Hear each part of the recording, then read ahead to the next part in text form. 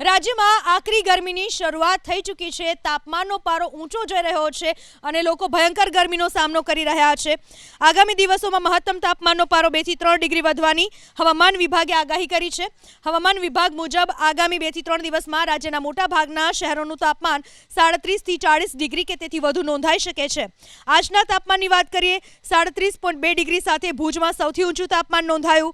અમરેલીમાં 36.9 ડિગ્રી, રાજકોટ અને અમદાવાદમાં તાપમાનનો પારો 36.3 ડિગ્રી સુધી પહોંચ્યો તો અમદાવાદમાં આવતીકાલે તાપમાનનો પારો 38 ડિગ્રી સુધી પહોંચવાની શક્યતા।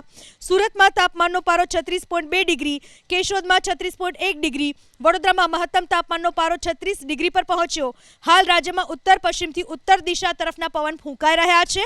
પવનની દિશા બદલાતા અને ભેજનું પ્રમાણ વધતા હીટવેવની આગાહી હટાવી દેવામાં આવી છે। હવામાન વિભાગ મુજબ દરિયાકાંઠાના વિસ્તારોમાં ગરમ અને ભેજવાળા પવનો ફૂંકાશે।